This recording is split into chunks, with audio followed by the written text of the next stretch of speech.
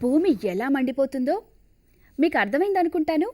ఇలా ఫ్యాక్టరీల నుండి, రకరకాల వాహనాల నుండి జనాభా పెరగడం వల్ల, గనుల త్రవ్వకం వల్ల, విచక్షణారహితంగా అడవులను నరకడం వల్ల, క్రిమి సంహారక మందులను ఎక్కువగా వాడడం వల్ల వెలువడుతున్న గ్రీన్ హౌస్ వాయువులే దీనంతటికీ కారణం.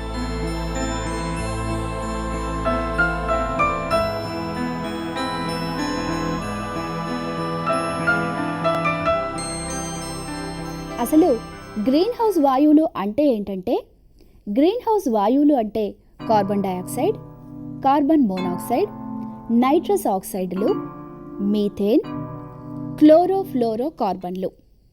ఇవన్నీ మన వాతావరణంలో సహజంగానే కొంత శాతం ఉంటాయి. అవి ఎంత శాతంలో ఉంటాయంటే, carbon dioxide 0.033%, nitrous oxide 0.0000005%, methane 0.0000020%, chlorofluoro కార్బన్లు అసలు ఉండదు, కార్బన్ మోనాక్సైడ్ ఉండవు. కానీ వాటి శాతం రోజు రోజుకి పెరిగిపోతుంది. ప్రస్తుత వాతావరణంలో వాటి శాతం ఎంతగా పెరిగిపోయిందంటే, carbon dioxide 0.035%, nitrous oxide 0.00003%, methane 0.00017%, carbon monoxide 0.12%. ఈ గ్రీన్ హౌస్ వాయువులు వాతావరణంలో ఎక్కువగా చేరి సూర్యుడి నుండి వెలువడే వేడిని ఆపడం వల్ల ఉష్ణోగ్రతలు పెరిగి భూమి వేడెక్కడాన్ని గ్లోబల్ వార్మింగ్ అంటే భూమి వేడెక్కడం అంటాం.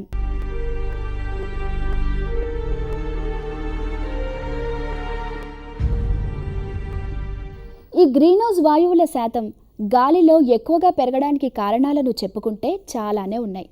వాటిలో మొదటిది, ముఖ్యమైనది, మనం ఎంతో గొప్పగా అభివృద్ధికి సూచికగా చెప్పుకుంటున్న పారిశ్రామికీకరణ. నిజానికి పరిశ్రమలు దేశాభివృద్ధికి సూచికలే. ఎందుకంటే వాటి నుండి మనకు ఎన్నో రకాల ఉత్పత్తులు వెలువడుతున్నాయి.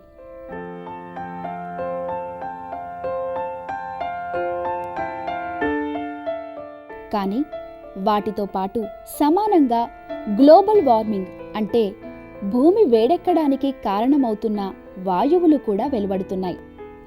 మరి రకరకాల పరిశ్రమలలో అంటే బొగ్గుతో విద్యుత్ని తయారు చేసేటప్పుడు,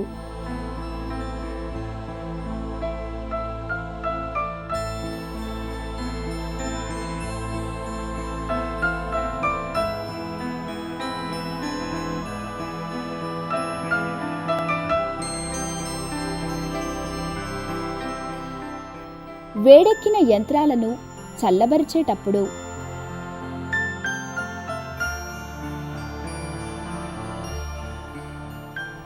లోహాల్ని కరిగించేటప్పుడు,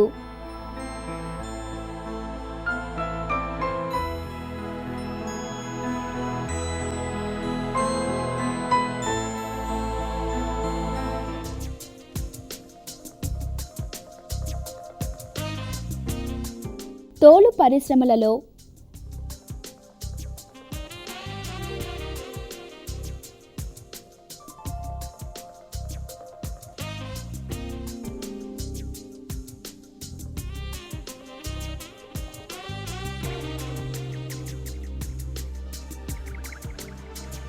గ్రీన్ హౌస్ గ్యాసెస్ అంటే భూమిని వేడెక్కించే వాయువులు ఎక్కువగా తయారవుతాయి.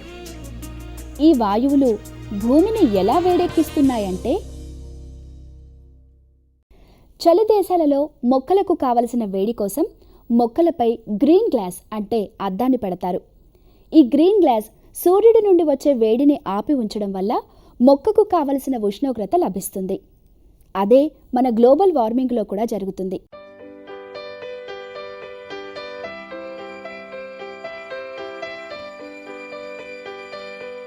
కాకపోతే అక్కడ గ్లాస్ అంటే అద్దం పోషించిన పాత్రను ఇక్కడ మన వాతావరణంలో ఎక్కువగా చేరి ఉన్న గ్రీన్ హౌస్ పోషిస్తుందన్నమాట. ఎలాగంటే ఈ వాయువులు సూర్యుడి నుండి వస్తున్న వేడిని ఆపి ఉంచడం వల్ల వాతావరణం వేడెక్కి ఉష్ణోగ్రతలు పెరుగుతున్నాయి. అయితే ఈ వాయువులలో గ్లోబల్ వార్మింగ్ అంటే భూమి వేడెక్కడానికి ముఖ్య కారణమవుతున్న వాయువు కార్బన్ డయాక్సైడ్. ఎలాగంటే జనాభా పెరగడంతో వారి శ్వాసక్రియ ద్వారా విడుదలై వెలువడుతున్న కార్బన్ డయాక్సైడ్ శాతం కూడా గాలిలో బాగా పెరిగిపోయింది. ఆ కార్బన్ డయాక్సైడ్ శాతాన్ని తగ్గించే చెట్లు మాత్రం తగ్గిపోయాయి. ఎలాగంటే విచక్షణ రహితంగా అడవులను నరకడం వల్ల.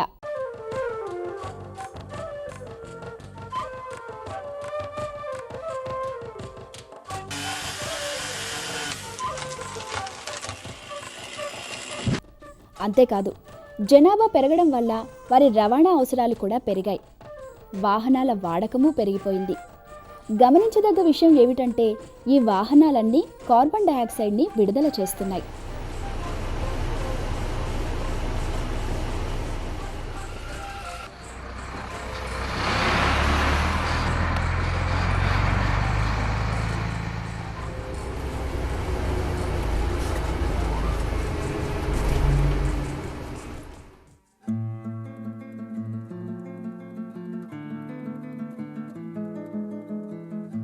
మీథేన్ ప్రకృతిలోకి సహజంగా ఆవుల పేడ,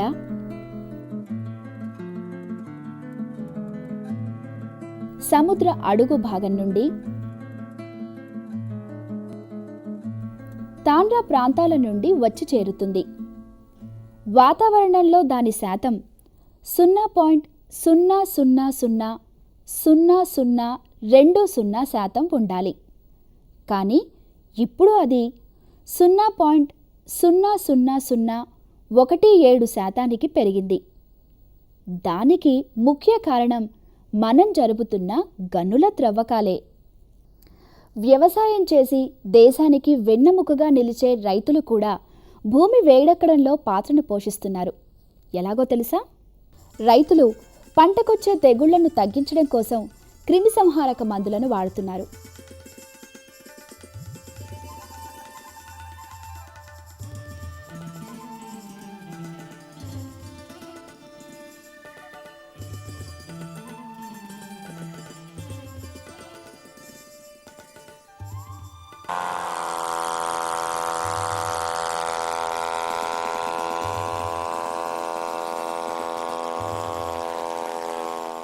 అలాగే పంట దిగుబడి ఎక్కువగా రావడం కోసం రసాయనిక ఎరువుల్ని వాడుతున్నారు. వీటి వల్ల నైట్రస్ ఆక్సైడ్స్ లాంటి వాయువులు విడుదలై వాతావరణంలో కలిసి గ్లోబల్ వార్మింగ్కు కారణమవుతున్నాయి. ఇవి కార్బన్ డయాక్సైడ్ కంటే 300 రెట్లు ఎక్కువగా వేడిని ఆపి ఉంచగలవు. మన సౌకర్యం కోసం ఇళ్లల్లో వాడుకునే ఫ్రిడ్జ్లు, ఎయిర్ కండిషనర్లు, ఏరోసాల్స్లలో క్లోరోఫ్లోరో కార్బన్లు వాడతారు. అలాగే మంటలు ఆర్పే యంత్రాలలో హెలాన్ వాయువుని వాడతారు. ఈ క్లోరోఫ్లోరో కార్బన్లు, హెలాన్లు విషవాయువులను విడుదల చేస్తాయి. ఈ విషవాయువుల వల్ల మనకు రక్షణ కవచంలా పనిచేసే ఓజోన్ పొరకు రంధ్రాలు ఏర్పడేలా చేస్తాయన్నమాట. మరి దీంతో భూమిపై ఉన్న జీవులు అనేక రకాల రోగాల బారిన పడతాయి. అందుకే ప్రభుత్వం వారు ఈ మోనోక్లోరో కార్బన్లను, అదేవిధంగా హెలాన్లు వాడి తయారు చేసే ఉత్పత్తులను వాడకూడదు అని నిషేధం విధించారు.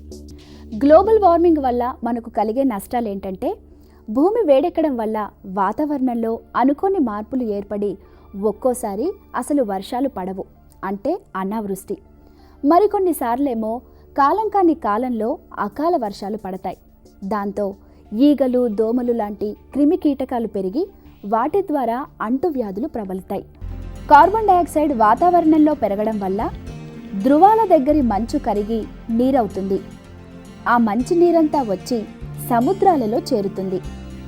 దాంతో మంచినీటి కొరత ఏర్పడుతుంది. ఇంకా ఆ నీరంతా సముద్రంలో చేరడంతో సముద్ర మట్టం పెరిగి వరదలొచ్చి భూమిని ముంచెత్తుతాయి.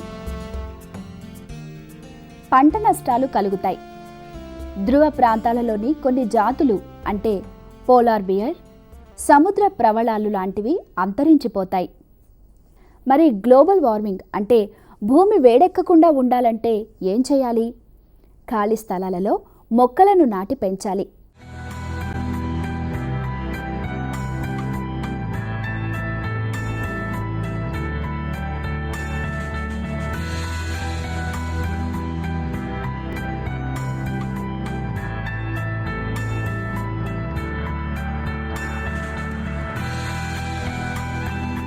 అదేవిధంగా అడవులను సంరక్షించుకోవాలి.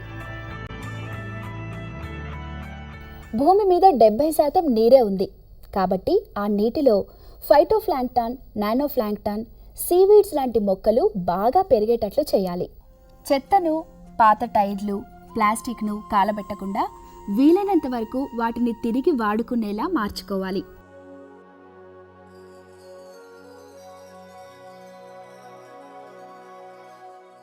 ఇంధనంగా వాడే పెట్రోల్, డీజిల్, బొగ్గు లాంటి వాటి బదులు గాలి, సూర్యరశ్మి, అలలు, భూమిలోని ఉష్ణోగ్రత లాంటి హాని కలిగించని వాటిని ఇంధనంగా మార్చి వాడుకోవాలి.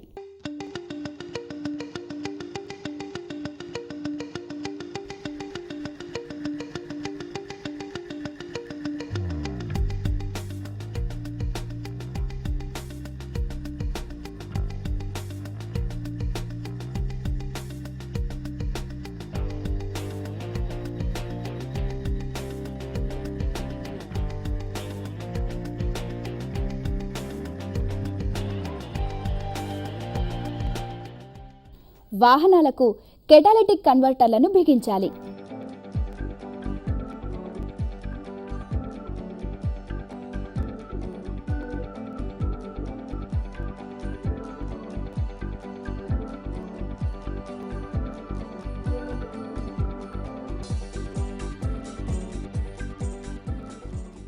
క్రిమిసంహారక మందులు, ఎరువుల బదులు సహజ ఎరువులు, జీవరసాయనాలను వాడాలి. ఇవన్నీ చేయడం వల్ల గ్రీన్ హౌస్ వాయువులు విడుదల కావు. దాంతో గ్లోబల్ వార్మింగ్ని, అదే మన భూమి వేడెక్కడాన్ని నివారించవచ్చు. తద్వారా మన కన్న తల్లి లాంటి భూమిని కాపాడుకోనువచ్చు. ఇప్పటి వరకు మనం తెలుసుకున్న విషయాలలోని ముఖ్యాంశాలు చూద్దాం.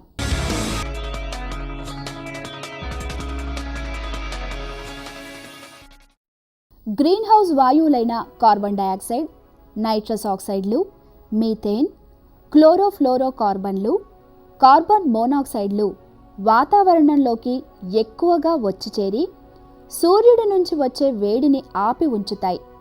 దాంతో గాలిలో ఉష్ణోగ్రతలు పెరిగి భూమి వేడెక్కుతుంది.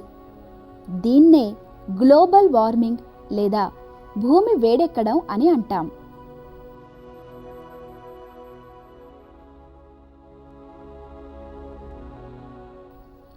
గ్లోబల్ వార్మింగ్కు జనాభా పెరుగుదల, పరిశ్రమలు పెరగడం, వాహనాల వాడకం ఎక్కువవ్వడం, అడవులు తగ్గడం, క్రిమిసంహారక మందుల వాడకం కారణమవుతున్నాయి.